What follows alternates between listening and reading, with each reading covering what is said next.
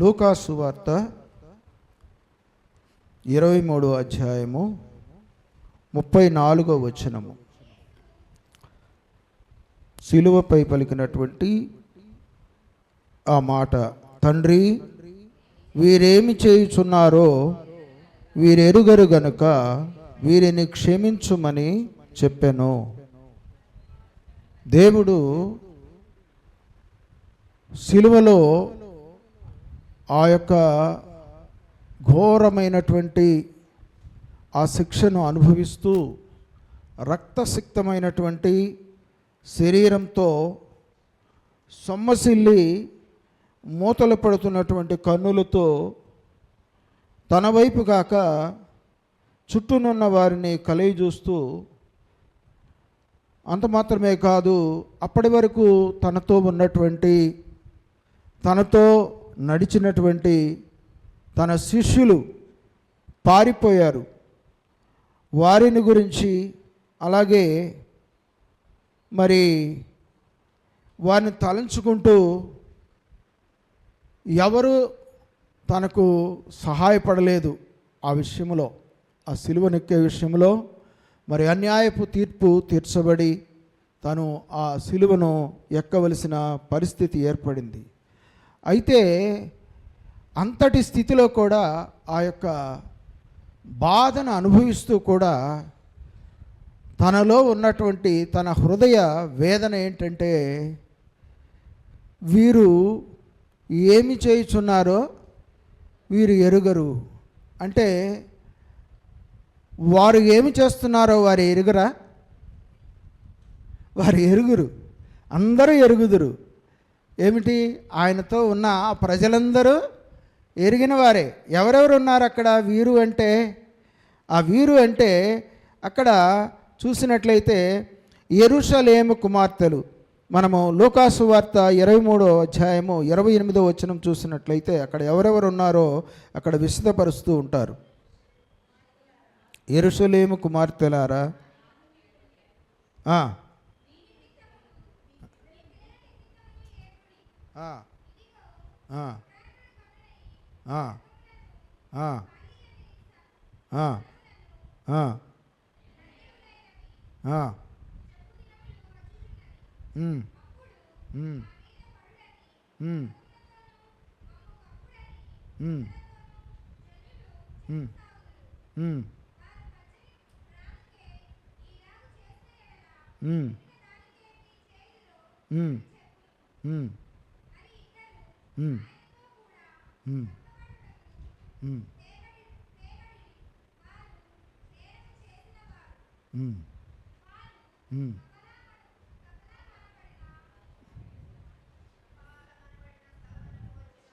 చాలమ్మా.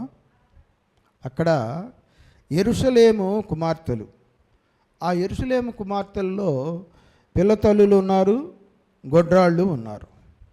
ఆ పిల్లతల్లులకి ఏం చెప్తున్నాయంటే, మీరు నా కోసం ఏడవద్దు, మీకోసం మీ పిల్లల కోసం ఏడవమంటున్నాడు. ఎందుకని మీకోసం మీ పిల్లల కోసం ఏడవమని ఎందుకు చెప్తున్నాడంటే, జరగబో సంగతులు ఎరిగిన దేవుడు.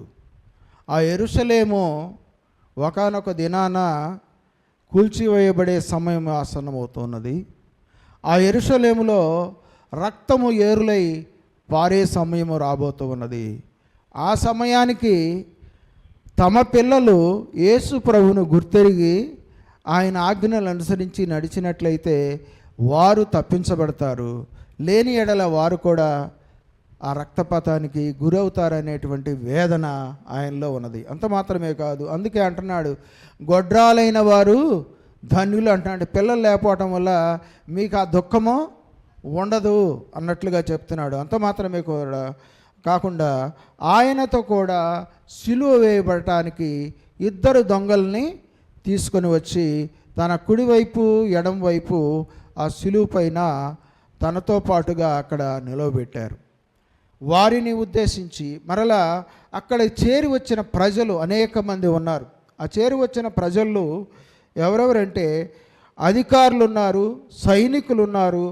రోమా సైనికులు వారు మరి యేసు ప్రభుని వారు లక్ష్య పెట్టని వారుగా ఉన్నారు.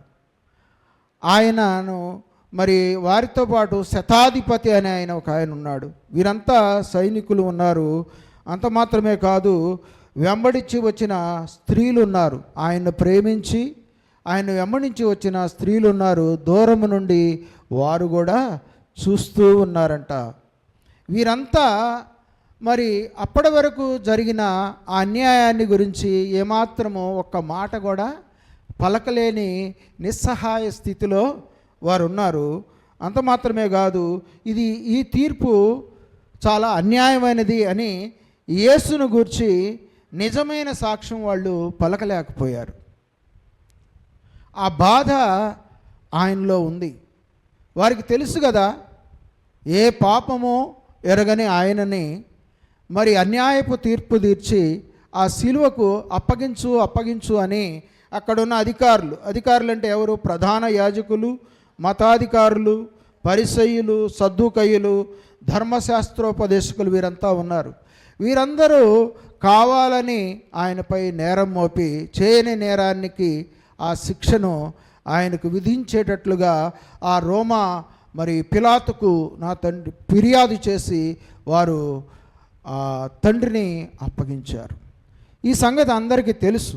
అయినా కూడా వాళ్ళు మరి ఏ మాత్రము తన తరఫున ఒక్క మాట కూడా పలకలేదు. అంత మాత్రమే కాదు, ఈ ప్రధాన యాజకులు, మతాధికారులు, పరిసయ్యులు, సద్దూకయ్యులు, ధర్మశాస్త్రోపదేశకులు వీళ్ళందరూ అపహసిస్తున్నారంట. అక్కడ ఇప్పటి వరకు నీవే దేవుడవని నీ చుట్టూ తిరిగిన ప్రజలు నీ తరఫున ఎవరు మాట్లాడారు అన్నట్లుగా గేలి చేసి అపహాస్యం చేస్తున్నాడు.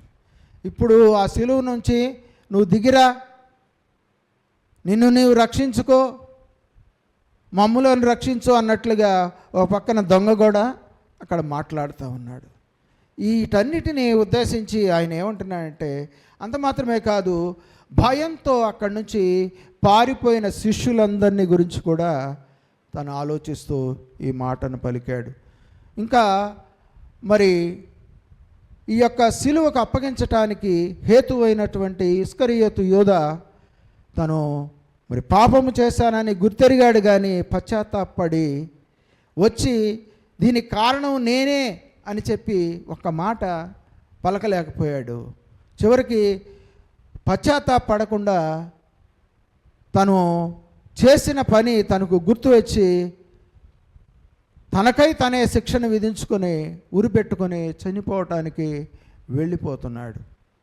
వీరందరినీ చూసి మరి ఆయన పలుకుతున్నాడు. ఆ మాత్రమే కాదు, ఇప్పుడు మనందరినీ కూడా ఉద్దేశించి వారిని ప్రేమించి క్షమించి మరియు అందరినీ క్షమించటానికి అధికారం కలిగిన దేవునికి ఈ మాటను విన్నవించుకుంటున్నాడు.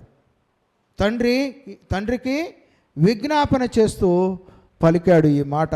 ఏమని? తండ్రి, వీరేమి చేయుచున్నారో వీరెరుగరు గనుక వీరిని క్షమించుమని చెప్పాడు. ఆయన చెప్పింది మనం కూడా ఆచరించాలని ఉద్దేశం, అక్కడున్న ప్రజలు కూడా ఆచరించాలనే ఉద్దేశంతో ఈ మాట చెప్పాడు. ఎందుకంటే సహించటము, క్షమించటము అనేది క్రైస్తవ్యానికి ఒక మూలమైనటువంటి మరి ప్రవర్తనగా దేవుడు ఇక్కడ మనకు తెలియజేస్తున్నాడు. నిజంగా చూసినట్లయితే సహించాలి. ఈనాడు ఒక్క మాట పడటానికి ఎవరు సహించరు. చిన్న మాట పడ్డా కూడా వెంటనే రివర్స్ అవుతూ ఉంటారు.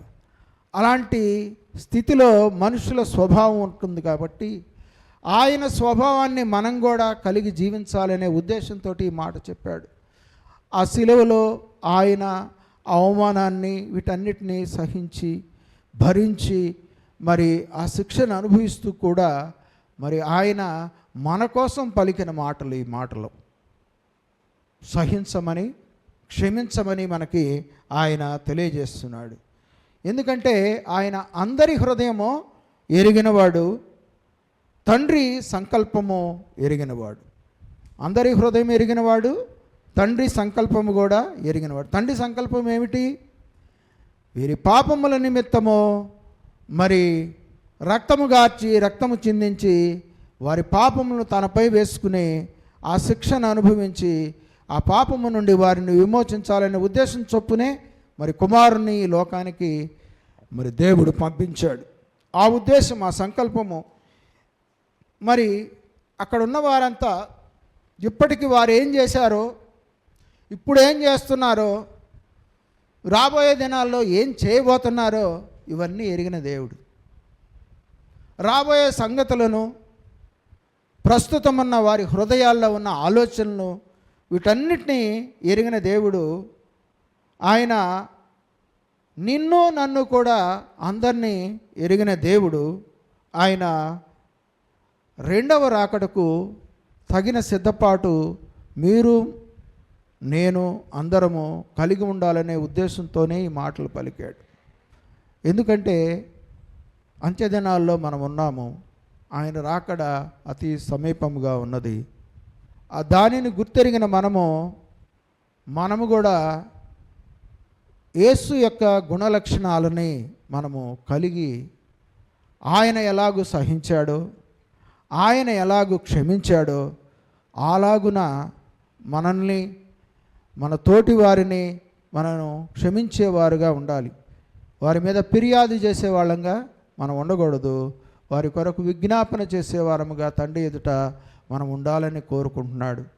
అసలు ఈ శిక్షను మరి ఆయన భరించుటకు ఆయన సిద్ధపడే వచ్చాడు కనుకనే ఏమాత్రము ఆయన దానిని గురించి ఆలోచించట్లేదు. కానీ తన చుట్టూ ఉన్న ప్రజలను గురించి, మనల్ని గురించి ఈ మాటలు పలికినట్లుగా మనం చూస్తున్నాం. ఎందుకంటే ఆయన సిలువలో మరణపు ముళ్ళును విరిచివేశాడు, సాతాను తలను చితకదొక్కాడు. మరణపు ముళ్ళు అంటే ఏమిటంటే, ఒక దైవ సేవకుడు ఒక చిన్న ఉపమానం చెప్పాడు. ఒక చిన్న పిల్లవాడు వారి ఇంటి ముందున్న తోటలో ఆడుకుంటూ ఉండగా ఒక కందిరి గంట ఆ పిల్లవాడు ఆడుకుంటున్న పిల్లవాడు చుట్టూ గిరగిరా గిరగిరా గిరగిరా తిరుగుతూ ఉందంట. ఆ కందిరీగను చూసి భయంతో వణికిపోయి ఆ పిల్లవాడు తండ్రి వైపు చూస్తే అక్కడ కూర్చున్న ఆయన ఏం చేశాడంటే, ఇంకేముంది నా పిల్లవాడిని ఆ కందిరీగ కుట్టేటట్టుందని చెప్పి దగ్గరకు వచ్చేసేసి ఆ ముఖం చుట్టూ తల చుట్టూ తిరుగుతున్న ఆ కందిరీగని కుట్టకుండా ఏం చేశాడంటే, రెండు చేతులు ఆయన ఆ తల చుట్టూ అట్లా పెట్టేవరకే ఆ కందిరీగ వచ్చేసి ఆయన చేతిని కుట్టేసిందంట. కుట్టేవరకే భరించలేని బాధ అన్నమాట. ఆ బాధ అబ్బా అని చెప్పి కేకేసాడంట. కేకేసి అలా ఉన్న తర్వాత ఇంకేం పర్లేదు బాబు, నువ్వు పోయి ఆడుకోమని చెప్పాడు. ఆడుకోమని చెబితే మళ్ళా ఆ పిల్లోడు ఆడుకోవటానికి వెళ్ళటానికి భయపడుతున్నాడంట. చెప్పాడంట, ఇంకా భయపడాల్సిన పని లేదయ్యా, దానికి ఒకే ఒక ముళ్ళు ఉంటుంది, ఆ ముళ్ళు నా చేతిలో దిగబడింది చూడు అని చూపిస్తే ఇంతలావును వాసుకుపోయి ఎర్రగా కందిపోయిందంట. ఆ ముళ్ళు నా చేతిలో విరిగిపోయింది, ఇక అది నిన్నేమి చేయలేదు, కావాలంటే చూడు, మళ్ళా ఒకవేళ కొట్టడానికి వస్తే నీకు భయం లేదని చెప్పేవరకే ఆ పిల్లోడు ఆ చెప్పిన దాన్ని బట్టి వెళ్ళి చూస్తే అది మళ్ళీ అక్కడ తిరుగుతుంది, కానీ అది కుట్టలేదు. ఒకవేళ కుట్టినా దానికి ముళ్ళు లేదు కాబట్టి, దానికి ఆ బలము విరిచివేయబడింది కాబట్టి ఇంకా ఏమాత్రమో ఆ పిల్లవాడికి ఏమాత్రం భయం లేదు. ఆ సంరక్షణ మరి ఆ తండ్రి చేసినట్లుగా మరణపు ముళ్ళుని మన ప్రభువు మన శిక్ష నిమిత్తము ఆయన అనుభవించి మరి మనకి ఆ సిలువలో విమోచన కలుగజేసి మనల్ని నీతిమంతులుగా తీర్చాడు గనుక మనము ఆయన రాజ్యములో చేరేందుకు మరి అక్కడ తన పక్కనే ఉన్న ఇంకొక దొంగ ఏం చేశాడంటే, యేసు ప్రభు యొక్క కార్యములన్నీ చూచినవాడు గనక ఆయన ఒక రిక్వెస్ట్ అడుగుతాడు. ఏమిటంటే, నీ రాజ్యములో నన్ను కూడా చేర్చుకోమని చెప్పి అడుగుతాడు. అడిగినప్పుడు ఆయన నాతో కూడా ఉండు అని చెప్పి చేర్చుకుంటాడు. అట్లాగే మనం కూడా దేవుణ్ణి అడగాల. ఆయన రాజ్యం కోసం మనం కూడా అలాంటి తృష్ణ కలిగి ఉండాలి. ప్రభువా నిన్ను నా రాజ్యంలో చేర్చుకోమని చెప్పి మనం అడగాలంటే మరి ఆయనకు లోబడి ఆయన ఏదైతే మనకు చెప్తున్నాడో గ్రహింపు కలిగి అలాగ మనము నడుచుకొని ఆయనకు విధేయులైన పిల్లలుగా మనం ఉండాలని చెప్పి ఈ మాట ద్వారా మనము గ్రహించాలని కోరుకుంటూ కొద్ది మాటలు దేవుడు దీవించును గాక.